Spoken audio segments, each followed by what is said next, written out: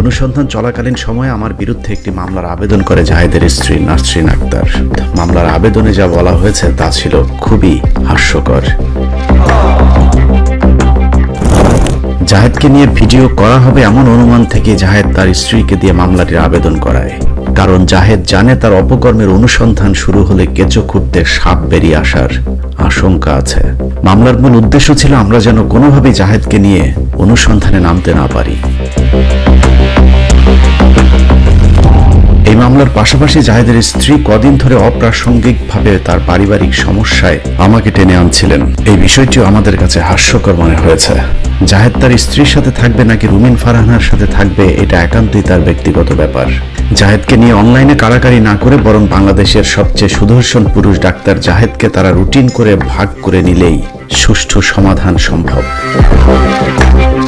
হতে পারে সপ্তাহে 3 দিন রুমিন ফারহানার সাথে, 4 দিন নাসরিনের সাথে। তবে জাহেদ কতটুকু গুলিয়ে উঠতে পারবে সেটাও মাথায় রেখে ভাগাভাগি করতে হবে দুজনকেই। আপাতত আমরা মূল অনুসন্ধানে যাই। বাস্তবে আমাদের অনুসন্ধানের ক্ষেত্র আর জাহেদের স্ত্রীর অভিযোগের দূরত্ব আকাশ মাটির সমান। আমাদের অনুসন্ধানের মূল বিষয়বস্তু ছিল ডাক্তার জাহেদের ডিজিএফআই এবং আওয়ামী সম্পৃক্ততা। আমাদের সেই মিশনের সফল হতে ডাক্তার জাহেদের নারী নক্ষত্র সবকিছু খুঁজে বের করবার চেষ্টা করেছে 15 মিনিটস, যেখানে ডাক্তার জাহেদুর রহমানের ভয়ঙ্কর অপরাধ জগতের সন্ধান মিলেছে। আওয়ামী আমলের শুরু থেকে আজ পর্যন্ত জাহেদ হানি ট্র্যাপ হিসাবে একজন নারীকে ব্যবহার করেছে। জাহেদের টার্গেটে যে যখন পড়েছে তখনই তার খাটে ওই নারীকে তুলে দিয়ে স্বার্থ উদ্ধার করেছে ডাক্তার জাহেদুর রহমান। আমাদের অনুসন্ধানে উঠে আসা তথ্য অনুযায়ী জাহেদের ওই হানি ট্র্যাপের সবশেষ শিকার তারেক রহমানের ঘনিষ্ঠ এক লন্ডন ফেরত বিএনপির প্রভাবশালী ব্যক্তি, যিনি বিএনপির আন্ডারগ্রাউন্ডের থেকে কাজ করেন। তবে আমরা আরো এক যুগ পেছন থেকে শুরু করতে চাই। অনুসন্ধান বলছে ডাক্তার জাহেদের প্রথম শিকার ছিল মহিউদ্দিন খান আলমগীর, যিনি তৎকালীন সময়ে আওয়ামী লীগের স্বরাষ্ট্র মন্ত্রী হিসেবে দায়িত্ব পালন করছিলেন। অনুসন্ধানে ডাক্তার জাহেদের সকল ব্যক্তিগত তথ্য সংগ্রহের পাশাপাশি তার গ্রামীণ ফোনের মোবাইল কল লিস্টের 2025 সালের মার্চ থেকে সেপ্টেম্বর পর্যন্ত পুরো নামের তালিকা সংগ্রহ করা হয়েছে। এই কল লিস্টের সূত্র ধরেই শুরু হয় আমাদের অনুসন্ধান। সেই অনুসন্ধানে আমরা ডাক্তার জাহেদের সাথে আরো বেশ কিছু চরিত্রের সন্ধান পেয়েছি। তাদের মধ্যে স্বঘোষিত টকশো সাংবাদিক মাসুদ কামাল, মঞ্জুরুল আলম পান্না এবং সচিব মোহাম্মদ ইউনুসুর রহমান।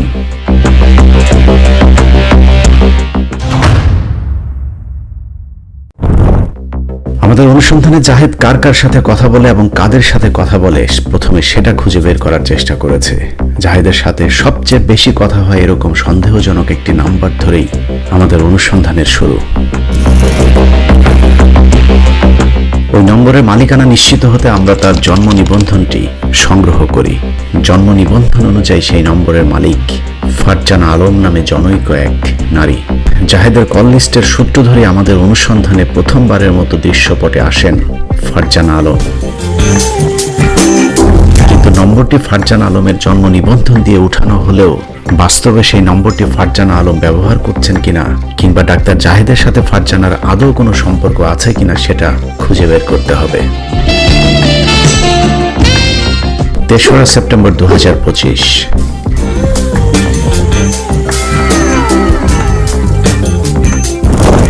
একটি সূত্র আমাদেরকে জানায় সেখানে জনৈক মকবুল আহমেদ খানের সাথে ডাক্তার জাহেদের একটি গোপন বৈঠক চলছে।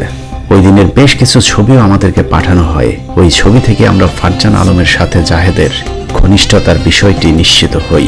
কারণ আমরা যে ফারজানা আলমের জন্ম নিবন্ধন তুলেছিলাম সেই ফারজানা আলম আর এই ফারজানা আলম একই ব্যক্তি। এরপরেই আমরা ওই নারীকে নিয়ে অনুসন্ধান শুরু করি। অনুসন্ধানের এক পর্যায়ে ওই নারীর একটি আপত্তিকর ভিডিও আমাদের হাতে আসে, যেই ভিডিওটি বেসরকারি বিশ্ববিদ্যালয় ইউরোপিয়ান ইউনিভার্সিটি অব বাংলাদেশের ভাইস চেয়ারম্যান মকবুল খানের।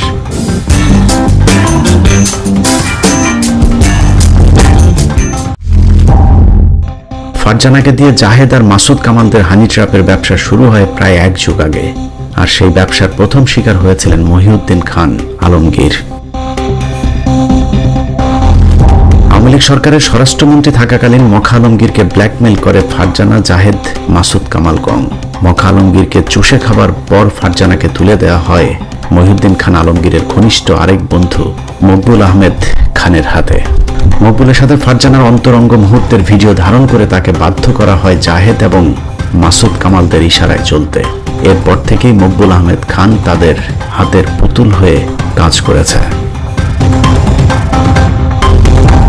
সব মিলিয়ে ডাক্তার জাহিদুর রহমান এবং মাসুদ কামাল মকবুল আহমেদ খানের অন্তত 50 কোটি টাকা হাতিয়ে নিয়েছেন। মকবুল খানকে চুষে খাবার প্রথম প্রকল্পের নাম স্বাধিকার টেলিভিশন। আমরা 4টা হাত পা নিয়ে যদ্দূর যাব। বেসরকারি টেলিভিশন প্রতিষ্ঠার কথা বলে 2020 সালে ডক্টর মকবুল আহমেদ খানকে বাধ্য করা হয় টেলিভিশনে বিনিয়োগ করতে। যা আদেশ তাই কাজ। চক্রের কথার বাইরে যাবার সাধ্য ছিল না মকবুল আহমেদ খানের। শুরু হয় টেলিভিশন চালন নামে হরিলুট। আমরা পাশাপাশি কতক্ষণ চলছি এটা অবশ্য বলা কঠিন। পাশাপাশি টেলিভিশন প্রতিষ্ঠান নামে চক্রটি যেসব নাটক করেছিল তার কিছু নথিও আমাদের হাতে এসেছে। 15 মিনিটসের অনুসন্ধানে পাওয়া নথিতে দেখা যায় টেলিভিশনের ব্যবস্থাপনা পরিচালক জাহিদুর রহমান এবং সঞ্চালক উপস্থাপক হিসেবে মাসুদ কামাল, ফারজানা আলম এবং নাশকতার মামলায় আটক মঞ্জুরুল আলম পান্না সহ বেশ কিছু প্রতারকের সংশ্লিষ্টতা পাওয়া যায়। কেক কেটে প্রতিষ্ঠানের উদ্বোধন সহ টেলিভিশনের প্রচার প্রচারণার নামে নানা ধরনের প্রতারণার প্রমাণও আমাদের হাতে পেয়েছে। টেলিভিশন প্রতিষ্ঠার কথা বলে বড় অঙ্কের টাকা হাতিয়ে নিতেও মকবুল খানকে নানা ধরনের কর্মযজ্ঞ দেখানো হয়েছে, কিন্তু বাস্তবে শেয়ালের মতো মকবুলের টাকা ভাগাভাগি ছাড়া আর কিছুই করতে পারেনি প্রতারক চক্রটি। ফারজানা জাহেদের সাথে বারবার চেষ্টা করেও তাদের বক্তব্য নেওয়া সম্ভব হয়নি। তবে স্বাধিকার টেলিভিশনের নামে হরিলুটের সাক্ষী বেশ কয়েকজনের সন্ধান পেয়েছে টিম 15 মিনিটস। এদের মধ্যে একজন যাকে টেলিভিশনের হেড অফ অ্যাকাউন্টস হিসাবে নিয়োগ দেওয়া হয়েছিল। নামে মাত্র হিসাব শাখার প্রধান হলেও ফারজানা আলম এবং জাহিদুর রহমানেরা নিজেদের ইচ্ছে মতো টাকা পয়সা উত্তোলন করতেন। হিসাবরক্ষকের কাজ ছিল শুধুই কাগজপত্রে স্বাক্ষর করা। ওইখানে বলা হয়েছিল যে এখানে সাইন করা লাগবে, যেটা তুমি এখানে সাইন করো, দ্যাটস ইট। কারণ এখন আমার বস যিনি ছিলেন এখানকার, উনি বলছে তুমি এখানে সাইন করো, দ্যাটস ইট, এতটুকুই। তাদের কোথায় কি টাকা লাগতেছে ওইটার হিসাব রাখার জন্য আমাকে জাস্ট তারা এখান থেকে ভলান্টারিলি নিয়ে যাওয়া হতো। আমরা যেহেতু ইউরোপিয়ানেরই একটা অংশ, তো আমরা এখানে জাস্ট কাজ করি। এভাবে টেলিভিশন প্রজেক্ট খাওয়া দাওয়ার পর চক্রের নজর পড়ে মকবুল খানের প্রধান ব্যবসা তার বিশ্ববিদ্যালয়ের উপর। মকবুল খানকে চাপ দেওয়া হয় ফারজানাকে মকবুলের মালিকানাধীন ইউরোপিয়ান ইউনিভার্সিটি অব বাংলাদেশের প্রভাষক হিসেবে নিয়োগ দেওয়ার। কিন্তু প্রথম প্রজেক্ট লুটপাটের পর ডক্টর মকবুল আহমেদ খান তাদেরকে বিশ্ববিদ্যালয়ে যুক্ত হতে দিতে চাননি। কিন্তু মকবুল না চাইলেও দিতে হয়েছে, কারণ এই চক্রের কথা না শুনলেই মকবুলকে ভয় দেখানো হতো ভিডিও ফাঁস করে দেওয়ার। বাধ্য হয়ে ফারজানাকে প্রভাষক হিসেবে নিয়োগ দেওয়া হয়। নিয়োগ নিয়েই রাতারাতি প্রমোশন হয়ে যান বিজনেস অ্যাডমিনিস্ট্রেশন অনুষদের ডিন। তারপর যখন যেমন ইচ্ছে হয়েছে তেমন ভাবেই বিশ্ববিদ্যালয়ের অর্থ নিজেদের মতো তছরূপ করেছেন ফারজানা, জাহেদ, মাসুদ কামালেরা। বিশ্ববিদ্যালয় কর্তৃপক্ষের অবাক হয়ে তাকিয়ে দেখা ছাড়া যেন কিছুই করার ছিল না। ওদের একটা গ্রুপ ছিল, যে গ্রুপের মধ্যে ডক্টর জাহিদ ছিলেন, ফারজানা ছিলেন, তারপরে আরও একজন ভদ্রলোক ছিলেন, মানে সামথিং মাসুদ নাম বা এরকম, তার একটা গ্রুপ ছিল। ডক্টর ইয়ের সাথে মকবুলের সাথে তাদের একটা ভালো কানেকশন ছিল, দেওয়ারে টিম, সেটা কথা বলা যায়। ফারজানা, তারপরে ডক্টর মকবুল, ওনাদেরকে নিয়ে উনি যে কাজটা করেছেন, এটা আমাদের it was not expected from him, আমরা মনে করি। এরই মাঝে বিশ্ববিদ্যালয় কর্তৃপক্ষের হাতে আসে এক ভয়াবহ তথ্য। জাহেদের হানি ট্র্যাপ। ফারজানা যে সার্টিফিকেট দেখিয়ে বিশ্ববিদ্যালয়ে চাকরি নিয়েছিলেন, সে সার্টিফিকেট ভেরিফিকেশনে জানা যায় ফারজানার সার্টিফিকেটগুলো সবই নকল। ফারজানার সার্টিফিকেটগুলো ছিল, সেগুলো নিয়ে একটু কন্ট্রাডিক্টরি আছে। বিশ্ববিদ্যালয়ে নিয়োগের সময় জমা দেওয়া সার্টিফিকেট অনুযায়ী ফারজানা আলম MBA ডিগ্রির পাশাপাশি PhDও কমপ্লিট করেছেন। ফারজানা আলম নিজেকে অতি মেধাবী প্রমাণ করতে গিয়ে তার MBA সার্টিফিকেটে CGPA দেখিয়েছেন 4-এর মধ্যে 3.55। ফারজানার সার্টিফিকেটে আসল নাকি নকল সেটা যাচাই করতে রয়্যাল ইউনিভার্সিটি কর্তৃপক্ষের কাছে ফারজানার সার্টিফিকেট যাচাইয়ের জন্য আবেদন করলে বিশ্ববিদ্যালয় কর্তৃপক্ষ আমাদেরকে জানায় ফারজানা আলম নামে কোনো শিক্ষার্থী তাদের বিশ্ববিদ্যালয়ের রেকর্ডে নেই। অতএব ফারজানা আলমের যে MBA সার্টিফিকেট জমা দেওয়া হয়েছে সেটি সম্পূর্ণ ভুয়া। রয়্যাল ইউনিভার্সিটি থেকে বলা হয়েছে যে এই নামে তাদের কোনো ছাত্রী বা ওই ইয়ারে ওরকম ছিল না। নিয়ম অনুযায়ী যারা এই সার্টিফিকেটগুলো দেখার কথা, যাচাই বাছাই করার কথা, তারা এই ধরনের কথা উঠিয়েছিলেন। তখন ডক্টর মকবুল তাদেরকে অনেকটা মানে কি বলবো নিরুৎসাহিত করেন, সোজা কথা। সার্টিফিকেট ভুয়া হবার কারণে বিশ্ববিদ্যালয়ে জমা দেওয়া ফারজানার সার্টিফিকেটটি ভেরিফাই করানো হয়েছে বিশ্ববিদ্যালয়ের vice chairman doctor Maqbool Ahmed খানকে দিয়ে। প্রতারক চক্রটি নিজেদের অপরাধ লুকাতেই এই কৌশলের আশ্রয় নিয়েছিল। আর মকবুল তার ভুয়া সার্টিফিকেটে স্বাক্ষর করেছিল কারণ তার উলঙ্গ ভিডিও তাদের হাতে ছিল। ডক্টর জাহিদের সাথে ডক্টর মকবুলের একটা মানে মুভমেন্ট দেখা গেছে, যৌথভাবে তারা বিভিন্ন জায়গায় যাচ্ছেন, এটা করছেন ওটা করছেন, মানে ডক্টর মকবুলকে বিভিন্ন জায়গায় নিয়ে গেছেন, বিভিন্নভাবে ওনারা মানে কি বলবো মানে প্রেশার ক্রিয়েট করার চেষ্টা করেছেন। ভুয়া মাস্টার্স সার্টিফিকেট দিয়ে থেমে থাকেনি প্রতারক চক্রটি। যুক্তরাজ্যের একটি বিশ্ববিদ্যালয় থেকে পিএইচডি সম্পন্ন করার একটি সার্টিফিকেট ব্যবহার করে নিজেকে উচ্চ শিক্ষিত প্রমাণ করবার চেষ্টা করেছেন। কিন্তু যে বিশ্ববিদ্যালয়ে ফারজানা পিএইচডি করেছেন বলে বলা হয়েছে, বাস্তবে যুক্তরাজ্যে সে ধরনের কোনো বিশ্ববিদ্যালয়ের অস্তিত্বই পাওয়া যায়নি। এত কিছুর পরেও ফারজানাকে বিশ্ববিদ্যালয় থেকে সরানো যায়নি, কারণ তাদের হাতে ছিল মকবুল খানের ভিডিও। এভাবে ভালোই চলছিল জাহেদ, মাসুদ কামাল, ফারজানাদের ব্যবসা, কিন্তু মাঝপথেই ঘটে যায় 5ই আগস্ট। এরপরই বিশ্ববিদ্যালয়ের কিছু শিক্ষক এবং শিক্ষার্থীরা মাঠে নামে ফারজানাকে বহিষ্কার সহ 10 দফা আন্দোলনে।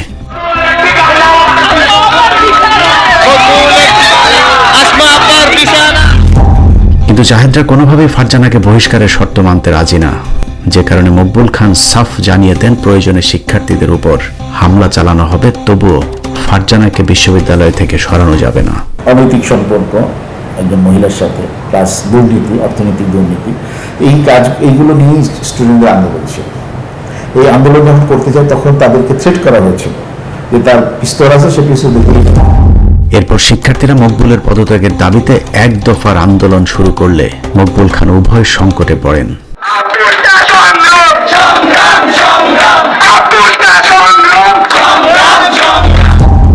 একদিকে ভিডিও ফাঁস হয়ে যাবার ভয়, অন্যদিকে শিক্ষার্থীদের আন্দোলনে দিশেহারা মকবুল হঠাৎ করেই গা ঢাকা দেন।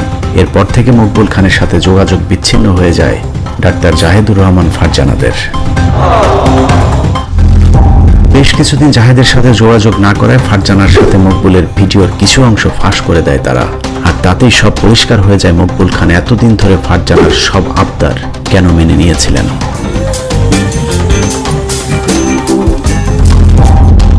বিশ্ববিদ্যালয়ের শিক্ষার্থীদের হাতে হাতে সেই ভিডিও ছড়িয়ে পড়লে মকবুল খানের অবর্তমানে তার ছেলে বিশ্ববিদ্যালয় পরিচালনার দায়িত্ব নেয়। তার মানটা বজায় রাখার জন্য, পরিবেশটাকে ধরে রাখার জন্য বর্তমান চেয়ারম্যান যে কাজ করে যাচ্ছে, আমাদের সবারই উচিত হবে তাকে সহযোগিতা করা। কিন্তু জাহেদ, ফারজানা, মাসুদ কামালরা শুরু করেন নতুন ষড়যন্ত্র। বিশ্ববিদ্যালয় পরিচালনায় নতুন কমিটি গঠন করে পুরো বিশ্ববিদ্যালয় তাদের নিয়ন্ত্রণে নেয়ার চেষ্টা শুরু করেন প্রতারক চক্রটি। কিভাবে ইউনিভার্সিটিতে ঢোকা যায়, ইউনিভার্সিটির মানে ট্রাস্টি বোর্ডকে ভেঙে দেওয়া যায়, ডাক্তার জাহেদ এবং মাসুদ কামালেরা তাদের প্রভাব কাজে লাগিয়ে পুরো বিশ্ববিদ্যালয়টি নিজেদের দখলে নেয়ার অপচেষ্টা চালিয়ে যাচ্ছে।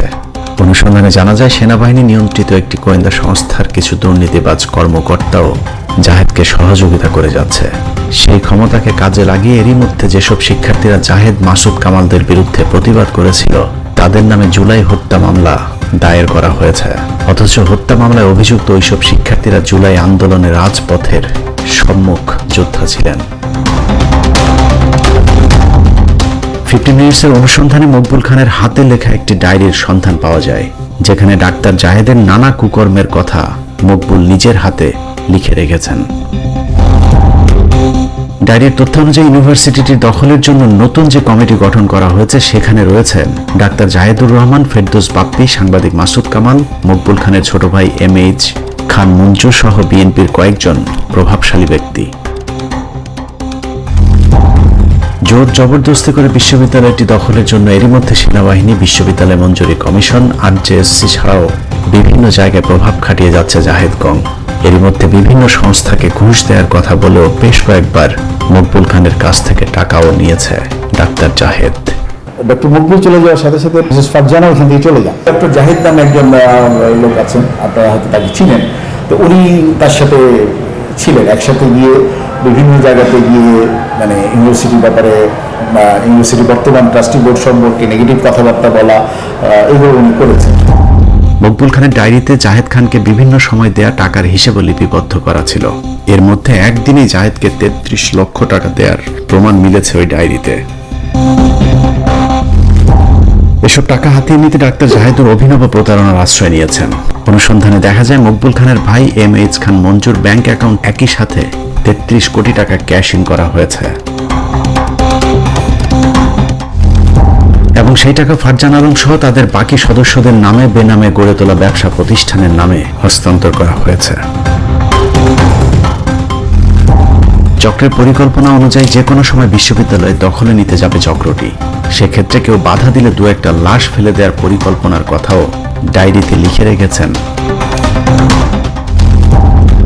জামাতে ইসলামী বাংলাদেশ, ইসলাম শব্দ আছে, ইসলামী ছাত্র শিবির। এভাবে সিরিয়াস মুডে টকশোতে বুলি আওড়ানো জাহেদ, মাসুদ কামালেরা নারীদের কাজে লাগিয়ে ব্ল্যাকমেইলিং এর ব্যবসা চালিয়ে যাচ্ছেন, যে কারণে ডাক্তারি পাশ করেও চাকরি না করে ধান্দাবাজিকে পেশা হিসেবে নিয়েছেন ডাক্তার জাহেদুর রহমান। যে মারাত্মক প্রভাব এখন সরকারে আছে, ইতিহাসে জামাত বাংলাদেশের কোনোদিন এই পরিমাণ প্রভাব পায়নি। জাহেদুর ছোটবেলা থেকে ইছড়ে পাকা, মেধাবী হলেও ছোটবেলা থেকে নিজের মেধাকে 2 নম্বর রাস্তায় কাজে লাগিয়েছেন। বর্তমান সরকার নির্বাচিত না হলেও ভারত শুরু থেকে এই সরকারের সঙ্গে কাজ করেছে। এলাকার বিভিন্ন মানুষের কাছ থেকে টাকা পয়সা নেয়া, ব্যবসা করবার নাম করে বিভিন্ন মানুষকে পথে বসাবার এই ব্যবসা তিনি ছোটবেলা থেকে করে এসেছেন। জাহেদুরের ব্যক্তিগত পরিচয়পত্রের তথ্য অনুযায়ী তার গ্রামের বাড়ি নোয়াখালীর বেগমগঞ্জ উপজেলার গোপালপুর ইউনিয়নের কোটরা মহাব্বতপুর গ্রামে। ধর্ম হিসাবে তার নামের জন্ম নিবন্ধনে ইসলাম লেখা হলেও জাহেদুর মূলত একজন নাস্তিক এবং প্রচন্ড ইসলাম বিদ্বেষী। আসলে একটা নাস্তিক বাস্তবতা, কারণ এর কাছে ইসলামের কথা বললেই নাকি এর গায়ে আগুন জ্বলে, কারণ সে ছিল আওয়ামী লীগের দোষর। কতটা ইসলাম বিদ্বেষী সেটা জাহেদের বাবা মারা যাবার পর সাক্ষী হয়েছেন তার গ্রামের মানুষ। ইসলাম বিদ্বেষের কারণে তার বাবার মৃত্যুর পর লাশের জানাজা এমনকি কবর পর্যন্ত দিতে চাননি এই অমানুষ। ওর বাবা মারা গেছে, ওই এক মুঠ মাটি পর্যন্ত ওর বাবার কবর দেয় নাই। ও পার উপর পা দিয়ে বসি আরাম করতেছে, হাসি ঠাট্টা এগুলো করতেছে যে আমি একটা মুসলমান, আমার বাপ একটা মুসলমান, আমার বাপ মারা গেছে, আমি মুসলমান, আমার কিছু কার্যকলাপ আছে। তার কাছে এগুলো কিছুই নেই। তো তার বিভিন্ন ন্যারেটিভ, বিভিন্ন অ্যাটিচিউডে দেখা যায় যে সে ইসলামী রাজনীতি ডাজ নট ম্যাটার। সে এগুলা করে না, এগুলা সাপোর্ট করে না এবং এগুলার অপোজিশনে যায়, এগুলার অনেকগুলা বিরোধিতা করে। ইসলামের মানে মনোভাব নাই ওনার। ইসলামের মানুষ কথা বললে উনি ওনার শরীরের মধ্যে এরকম একটা জ্বালা পড়ানো ছুটে না, ওইরকম। ইসলামে ভালো কিছু করলে হেতা কয় হেরা খারাপ, হেরা হলো মুনাফিক, তো হেরা নাস্তিক না কিয়া? অবশ্যই হেরা নাস্তিক। শুধু ইসলাম বিদ্বেষ নয়, ছোটবেলা থেকে জাহেদুর ছিল আওয়ামী ধর্মে বিশ্বাসী এবং বাটপার কিসিমের, যে কারণে ঘুরিয়ে পেঁচিয়ে আওয়ামী লীগের বিপক্ষে জাহেদুর রহমান যেসব কথাবার্তা বলে থাকেন সেটা আসলে তার মনের কথা নয়, যে কারণে হঠাৎ করে আওয়ামী বিদ্বেষী ভাব ধরায় তার গ্রামের মানুষ কিছুটা বিস্মিত হয়েছেন। হেতা তো প্রকৃতভাবে আওয়ামী লীগ ছিল, তখন আওয়ামী লীগ জানে ফলাই গেছে, তাহলে আই কিনতে হইব, একজনের আশ্রয় নিতে হইব, একজনের আশ্রয় নিতে হইলে আরেকজনের বদনামি গায়ে যাইতে হইব। তো হ্যাঁ ঠিকই এরকম গায়ে যাইতেছে, সপ্রচার করতেছে, জামাত এটা করে, বিএমপি জামাত এটা করে, এটা করে, এটা করে। তো জামাতের কিছু বদনামি করার জন্য বিএমপির কাছে ভালো হয়, সাধু সাজে, তাহলে বিএমপি হাতারে টানি বুকে নিব। এখন আওয়ামী লীগ পালিয়ে যাওয়ার পরে সে একটা রূপ নিয়ে আবার বিএমপিতে যোগদান করতেছে বা বিএমপির হয়ে কথা বলতেছে। ইসলামী যে কোনো দলের ইসলামী সংগঠনকে কীভাবে হেয় করা যায় তার কাছে কিন্তু ওগুলো আছে। এখনও বিএমপির পক্ষপাতিত্ব আওয়ামী লীগের পক্ষপাতিত্ব করতেছে, আওয়ামী লীগের দেশের মধ্যে আবার প্রতিষ্ঠাপন করতে চাইতেছে, সে এইরকমের বক্তব্যগুলো আর কি। গ্রাম থেকে প্রতারণার হাতে খড়ি নিয়ে আসা প্রতারক জাহেদুর ঢাকাতে এসে পদ্ধতি পাল্টেছেন, কিন্তু প্রতারণার ব্যবসাটা ধরে রেখেছেন আগের মতন। সেই প্রতারণার পার্টনার হিসেবে সাথে নেন মাসুদ কামাল এবং হানি ট্র্যাপের জন্য কাজে লাগান ফারজানা আলমকে। মাসুদ কামাল জীবনে কোথায় সাংবাদিকতা করেছে সেটা কেউ না জানলেও ৭১ টিভির বদৌলতে তিনি হয়ে যান টকশো বক্তা। ৭১ টিভির মাধ্যমেই দেশবাসী জানতে পারেন মাসুদ কামাল নামে পৃথিবীতে একটি প্রাণী আছে এবং সেই প্রাণীটি একজন সাংবাদিকও। জেলা প্রশাসককে স্মারকলিপি দিচ্ছে। জাহেদুর মাসুদ কামালের জমজমাট হানি ট্র্যাপ ব্যবসায় দুজনেই ফুলে ফেপে উঠেছেন। সুনির্দিষ্ট কোনো পেশা না থাকলেও তাদের রাজকীয় জীবন যাপনে কোনো সমস্যা হচ্ছে না, কারণ তাদের একজন ফারজানা আলম আছেন। ফারজানার নিচ তলাকে কাজে লাগিয়ে দুজনে হয়ে উঠেছেন উপরতলার মানুষ। সরাসরি বললে জাহেদ এবং মাসুদ কামাল দুজনেই পতিতা ব্যবসায় জড়িত। আমরা তাদের দৃষ্টান্তমূলক শাস্তি দাবি করছি। ইউরোপিয়ান ইউনিভার্সিটি অব বাংলাদেশ দখল এবং ভুয়া সার্টিফিকেট দিয়ে চাকরি করার নামে তারা যে অপরাধ সংগঠিত করেছেন, সে অপরাধেরও দৃষ্টান্তমূলক শাস্তি চাই। আল্লাহ হাফেজ।